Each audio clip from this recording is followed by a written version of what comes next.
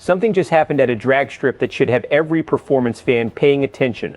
A street-built Corvette just flirted with supercar territory in brutal heat and still left time on the table. And if you missed it, you missed a glimpse of where grassroots performance is headed next. Here's what went down. A heavily modified C8 Corvette running twin turbos hit the strip on pump gas. Not race fuel, not a perfect night. Hot weather, high humidity, real-world conditions. First clean pass, 9:59 seconds at 151 miles per hour. Later run, even sharper, 9:42 seconds again at 151. Meanwhile, a separate ZR1 build struggled to hook off the line, still managing a 10:55 to 137 miles per hour despite traction issues and conservative driving. Bottom line, one car showed elite top-end speed, the other showed how hard it is to actually put power down. This isn't just about one fast pass.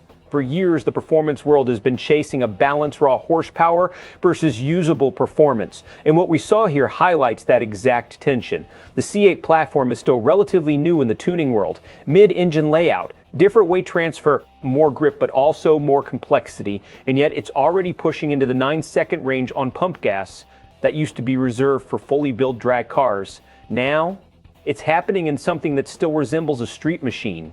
Inside the garage, this kind of performance shifts expectations. Builders start aiming higher, tuners push limits faster, and suddenly the standard for fast changes overnight. Let's break this down the way teams and engineers would. First, the C8's 942 run. That number matters, not just because it's quick, but because of how it happened. This wasn't a perfectly optimized setup. There were signs of power being pulled mid-run, likely due to heat or engine protection systems. That means one thing. The car is leaving performance on the table if tuning gets dialed in, especially managing intake temps and boost limits. This setup has clear 8-second potential. That's a massive leap. Now flip to the ZR1. On paper, 800 plus horsepower sounds dominant, but horsepower doesn't win races, traction does. The issue? Tire spin and poor 60-foot times. Nearly 2 seconds in the 60-foot range is a red flag. That's where races are won or lost. Even with strong trap speed, the launch kills the run. So what's the real takeaway here? We're seeing two completely different problems in modern performance. One car has power but needs control. The other has control but is fighting system limitations. And this is exactly where the sport is heading. Not just who has more horsepower, but who can actually use it efficiently.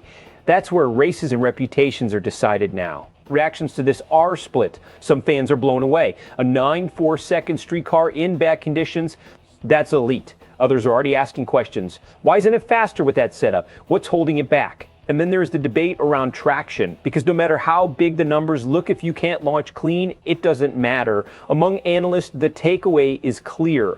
The ceiling is higher than ever, but execution is everything. The tuning gets refined. Heat management improves, boost limits are optimized, and this same platform starts consistently running in the 8-second range. At that point, we're talking about a new benchmark for street performance. The issues persist. Traction problems continue. Engine protection systems keep limiting power, and what looks like a breakthrough today becomes just another almost build that never fully delivers. So here's the real question. Are we looking at the future of street-level performance? Or another example of big power that can't fully translate to results? Because that gap between potential and execution, that's where the next generation of performance battles will be decided. Drop your take below. And if you want real breakdowns like this, no hype, just analysis, make sure you're locked in with SportsWire USA.